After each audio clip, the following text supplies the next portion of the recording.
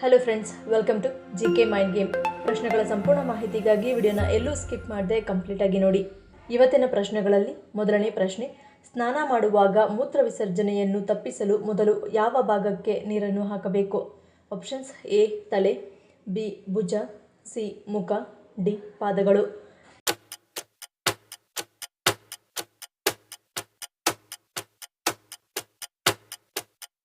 ಸರಿಯಾದ ಉತ್ತರ option D ಪಾದಗಳು. ತಣ್ಣೀರಿನ ಸ್ನಾನ ಮಾಡುವವರು ಉಗುರು ಬೆಚ್ಚಗಿನ ನೀರಿನಲ್ಲಿ ಸ್ನಾನ ಮಾಡುವುದು ಉತ್ತಮ. ಮೊದಲಿಗೆ ಕಾಲುಗಳು ಮತ್ತು ಪಾದಗಳ ಮೇಲೆ ನೀರನ್ನು ಸುರಿದುಕೊಂಡು ಆನಂತರ ಹೊಟ್ಟೆಯ ಮೇಲೆ ಮತ್ತು ತಲೆ ಹಾಗೂ ಬೆನ್ನಿನ ಮೇಲೆ ನೀರು ಹಾಕಿಕೊಳ್ಳಿ. ಇದರಿಂದ ಸ್ನಾನ ಮಾಡುವ ಸಂದರ್ಭದಲ್ಲಿ ಎಂದೂ ಮೂತ್ರ ವಿಸರ್ಜನೆಯಾಗುವ ಸಾಧ್ಯತೆ ತಪ್ಪುತ್ತದೆ. ಜೊತೆಗೆ ಸೊಂಟದ ಭಾಗದ ಮಾಂಸಖಂಡಗಳನ್ನು ಬಲಪಡಿಸುವ ಯೋಗ ಮತ್ತು ವ್ಯಾಯಾಮ ಮಾಡುವುದರಿಂದಲೂ ಅನುಕೂಲಕರವಾಗಿದೆ. ಎರಡನೇ ಪ್ರಶ್ನೆ, ಎದೆ ಹಾಲುಣಿಸುವ ತಾಯಂದಿರ ಆರೋಗ್ಯಕ್ಕೆ ಉತ್ತಮವಾದ ಹಣ್ಣು ಯಾವುದು? ಆಪ್ಷನ್ಸ್: ಎ ಬಾಳೆಹಣ್ಣು, ಬಿ ಪೇರಳೆ, ಸಿ ತಾಳೆಹಣ್ಣು, ಡಿ ಮಾವಿನ ಹಣ್ಣು.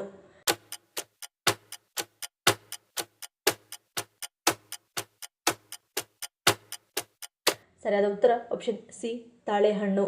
ತಾಳೆಹಣ್ಣು ಸೇವನೆ ಮಾಡುವುದರಿಂದ ಕರುಳಿನಲ್ಲಿ ಹುಣ್ಣುಗಳ ಸಹ ಗುಣಪಡಿಸಬಹುದು. ನಾಲಿಗೆಯ ಮೇಲೆ ಆಗಾಗ ಕಂಡುಬರುವ ಹುಣ್ಣುಗಳನ್ನು ಕೂಡ ಕಡಿಮೆ ಮಾಡುವ ಶಕ್ತಿ ಈ ಹಣ್ಣಿಗಿದೆ. ಎದೆ ಹಾಲುಣಿಸುವ ತಾಯಂದಿರ ಆರೋಗ್ಯಕ್ಕೆ ಈ ಹಣ್ಣು ಬಹಳ ಒಳ್ಳೆಯದು. ಇದಲ್ಲದೆ ಮಗುವಿಗೂ ಪೋಷಕಾಂಶಗಳು ಚೆನ್ನಾಗಿ ಸಿಗುತ್ತವೆ.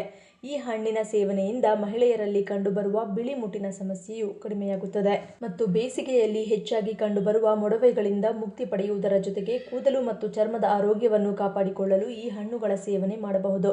ಅಲ್ಲದೆ ತಾಳೆಹಣ್ಣುಗಳು ಬಿಸಿಲಿನಿಂದ ಉಂಟಾಗುವ ಬೆವರು ಗುಳ್ಳೆಗಳು ಮತ್ತು ಇತರ ಚರ್ಮದ ಸಮಸ್ಯೆಗಳನ್ನು ಕಡಿಮೆ ಮಾಡಲು ಸಹಾಯ ಮಾಡುತ್ತದೆ. ಮೂರನೇ ಪ್ರಶ್ನೆ, ನಮ್ಮ ದೇಹದಲ್ಲಿ ಆನಂದವನ್ನು ಮಾತ್ರ ಪ್ರತಿನಿಧಿಸುವ ಚಕ್ರ ಯಾವುದು? ಆಪ್ಷನ್ಸ್: ಎ ಸಹಸ್ರ ಚಕ್ರ, ಬಿ ವಿಶುದ್ಧಿ ಚಕ್ರ, ಸಿ ಮಣಿಪುರ ಚಕ್ರ, ಡಿ ಮೂಲಾಧಾರ ಚಕ್ರ.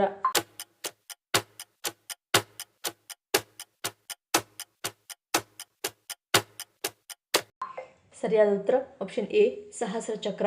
ಈ ಚಕ್ರವು ತಲೆಯ ಮೇಲ್ಭಾಗದಲ್ಲಿ ಗೋಚರಿಸುವುದು. ಈ ಚಕ್ರವು ಆನಂದವನ್ನು ಮಾತ್ರ ಪ್ರತಿನಿಧಿಸುತ್ತದೆ.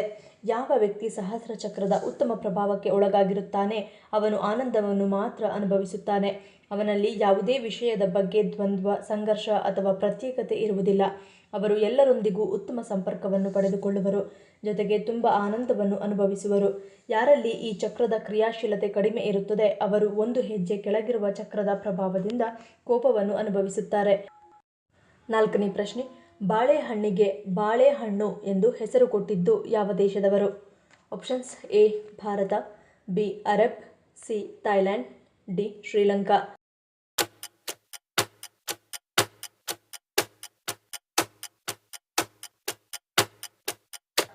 ಸರಿಯಾದ ಉತ್ತರ ಆಪ್ಷನ್ ಬಿ ಅರಬ್.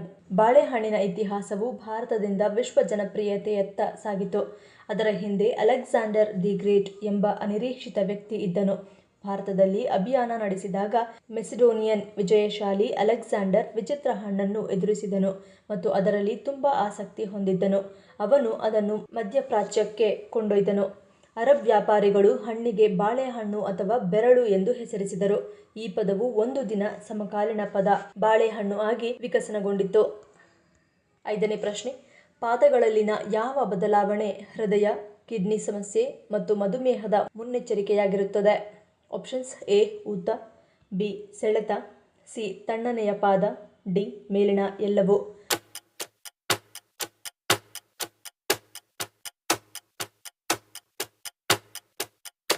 ಸರಿಯಾದ ಉತ್ತರ ಆಪ್ಷನ್ ಡಿ ಮೇಲಿನ ಎಲ್ಲವೂ. ಪಾದಗಳಲ್ಲಿ ಊತ ದೀರ್ಘಕಾಲದವರೆಗೆ ಇದ್ದರೆ ಜಾಗರೂಕರಾಗಿರಿ. ಹೃದ್ರೋಗ, ಕಿಡ್ನಿ ಸಮಸ್ಯೆ, ಲಿವರ್ ಸಮಸ್ಯೆ, ಮಧುಮೇಹದ ಮುನ್ನೆಚ್ಚರಿಕೆ ಇರಬಹುದು. ಪಾದಗಳಲ್ಲಿ ಮರಗಟ್ಟುವಿಕೆ ಕಂಡರೆ ಇದು ವಿಟಮಿನ್ B12 ಕೊರತೆ, ಥೈರಾಯ್ಡ್ ಸಮಸ್ಯೆ ಅಥವಾ ಬೆನ್ನು ಮೂಳೆ ಸಮಸ್ಯೆಯ ಲಕ್ಷಣವಾಗಿರುತ್ತದೆ. ತಣ್ಣನೆಯ ಪಾದಗಳು ಕಳಪೆ ರಕ್ತ ಪರಿಚಲನೆಯ ಸಂಕೇತವಾಗಿರುತ್ತದೆ. ಈ ಸಮಸ್ಯೆಯು ಧೂಮಪಾನ, ಅಧಿಕ ರಕ್ತದೊತ್ತಡ ಅಥವಾ ಹೃದ್ರೋಗದಿಂದ ಉಂಟಾಗಬಹುದು.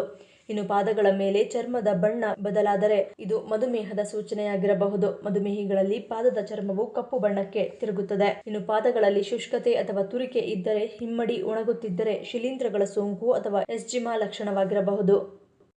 ಆರನೇ ಪ್ರಶ್ನೆ, ಸಿಹಿಯನ್ನು ತ್ಯಜಿಸದೆ ದೇಹದಿಂದ ಸಕ್ಕರೆಯನ್ನು ನಿರ್ವಿಷಗೊಳಿಸುವುದು ಯಾವುದು?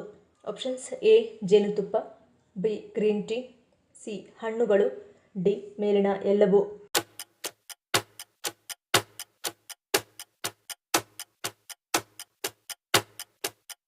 ಸರಿಯಾದ ಉತ್ತರ ಆಪ್ಷನ್ ಡಿ ಮೇಲಿನ ಎಲ್ಲವೂ.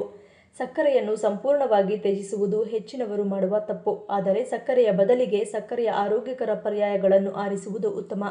ದ್ರವರೂಪದ ಬೆಲ್ಲ, ಜೇನುತುಪ್ಪ, ಖರ್ಜೂರ ಸಿರಪ್ ಇವುಗಳನ್ನು ಬಳಸಬೇಕು. ತಂಪು ಪಾನೀಯಗಳು, ಸಕ್ಕರೆ ಧಾನ್ಯಗಳು, ಚಿಪ್ಸ್ ಮತ್ತು ತ್ವರಿತ ಆಹಾರಗಳು ಹೆಚ್ಚಿನ ಪ್ರಮಾಣದಲ್ಲಿ ಸಕ್ಕರೆ, ಉಪ್ಪು, ಕೊಬ್ಬು ಮತ್ತು ಸೇರ್ಪಡೆಗಳನ್ನು ಒಳಗೊಂಡಿರುತ್ತವೆ. ಸಕ್ಕರೆಯನ್ನು ನಿರ್ವಿಷಗೊಳಿಸಲು ಬಯಸಿದರೆ ಸಾಧ್ಯವಾದಷ್ಟು ಇವುಗಳಿಂದ ದೂರವಿರುವುದು ಉತ್ತಮ. ಊಟದ ನಂತರ ಹೆಚ್ಚಿನವರಿಗೆ ಡೆಸರ್ಟ್ ತಿನ್ನುವ ಅಭ್ಯಾಸವಿರುತ್ತದೆ. ಇದನ್ನು ಕಟ್ ಆಫ್ ಮಾಡಿ ಆಹಾರದಲ್ಲಿ ನೈಸರ್ಗಿಕ ತಾಜಾ ಹಣ್ಣುಗಳನ್ನು ಸೇರಿಸಿ ಸಿಹಿ ತಿನ್ನುವ ಬಯಕೆಯನ್ನು ನೀಗಿಸಲು ಹಣ್ಣುಗಳೊಂದಿಗೆ ಗ್ರೀಕ್ ಮೊಸರು, ಡಾರ್ಕ್ ಚಾಕ್ಲೇಟ್ ಅನ್ನು ತಿನ್ನಬಹುದು. 7ನೇ ಪ್ರಶ್ನೆ, ವಿವಾಹಿತ ಪುರುಷರಿಗೆ ಯಾವುದು ದಿವ್ಯೌಷಧಿಯಾಗಿ ಕೆಲಸ ಮಾಡುತ್ತದೆ? ಆಪ್ಷನ್ಸ್ ಎ ಮೀನು, ಬಿ ಮಟನ್, ಸಿ ಬೆಳ್ಳುಳ್ಳಿ, ಡಿ ಈರುಳ್ಳಿ.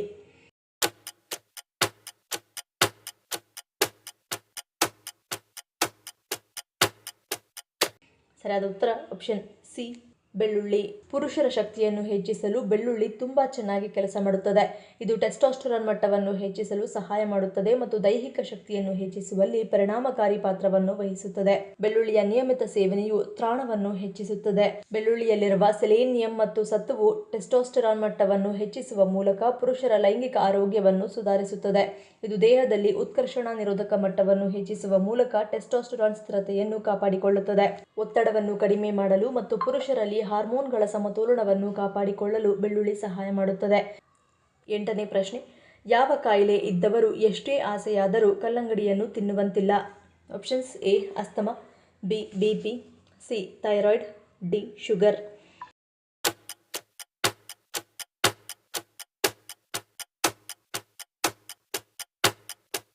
ಸರಿಯಾದ ಉತ್ತರ ಆಪ್ಷನ್ ಎ ಅಸ್ತಮಾ. ಕಲ್ಲಂಗಡಿ ದೇಹದ ಉಷ್ಣತೆ ಮತ್ತು ಪಿತ್ತವನ್ನು ಸಮತೋಲನಗೊಳಿಸಲು ಸಹಾಯ ಮಾಡುತ್ತದೆಯಾದರೂ ಅದರ ತಂಪಾಗಿಸುವ ಸ್ವಭಾವದಿಂದಾಗಿ ವಾತ ಮತ್ತು ಕಫದಲ್ಲಿ ಅಸಮತೋಲನವನ್ನು ಉಂಟುಮಾಡಬಹುದು. ಉದಾಹರಣೆಗೆ ಶೀತ ಮತ್ತು ಕೆಮ್ಮು, ಗಂಟಲು ನೋವು, ಜ್ವರ, ಸೈನಟೈಸ್, ಅಲರ್ಜಿಗಳು, ಅಸ್ತಮಾ, ಸಂಧಿವಾತ ಸಮಸ್ಯೆಯಿಂದ ಬಳಲುತ್ತಿರುವವರು ಕಲ್ಲಂಗಡಿ ಹಣ್ಣನ್ನು ತಿನ್ನಲೇಬಾರದು. ಕಲ್ಲಂಗಡಿ ಹಣ್ಣು ತಿಂದ ನಂತರ ಅನೇಕ ರೋಗಿಗಳು ಉರಿಯೂತ ಮತ್ತು ಸಂಧಿವಾತ ನೋವನ್ನು ಅನುಭವಿಸುತ್ತಾರೆ, ಏಕೆಂದರೆ ಅದು ಸ್ವಭಾವತಃ ತಂಪಾಗಿರುತ್ತದೆ. 9ನೇ ಪ್ರಶ್ನೆ, ಇದುವರೆಗೂ ಒಂದೇ ಒಂದು ಮಳೆಯನ್ನು ಕಾಣದ ಗ್ರಾಮ ಯಾವ ದೇಶದಲ್ಲಿದೆ? Options A Yemen, B Zimbabwe, C Cambodia, D Uzbekistan.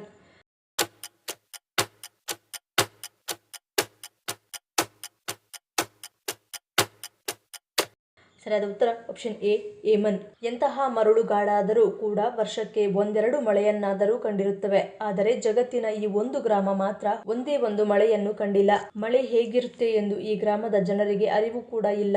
Yemen ರಾಷ್ಟ್ರದ ಈ ಅಲ್ ಹುತೈಬ್ ಎಂಬ ಗ್ರಾಮದಲ್ಲಿ ಮಳೆಯೇ ಆಗುವುದಿಲ್ಲ. ಇದು ಯೆಮನ್ನ ರಾಜಧಾನಿ ಸಾನಾದಿಂದ ಕೂಗಳತೆಯ ದೂರದಲ್ಲಿದೆ. ಸಾನಾದ ಪಶ್ಚಿಮ ದಿಕ್ಕಿನಲ್ಲಿರುವ ಈ ಗ್ರಾಮ ಅಲ್ ಹುತೈಬ್ ಇಂದಿನವರೆಗೂ ಮಳೆಯನ್ನೇ ಕಾಣದ ಗ್ರಾಮವಾಗಿದ್ದು ಇಲ್ಲಿಯ ವಾತಾವರಣ ವಿಚಿತ್ರವಾಗಿದೆ. 10ನೇ ಪ್ರಶ್ನೆ, ಬಸ್ಸನ್ನು ಮೊದಲು ಪರಿಚಯಿಸಿದ ದೇಶ ಯಾವುದು? Options A Japan, B France, C Indonesia, D America.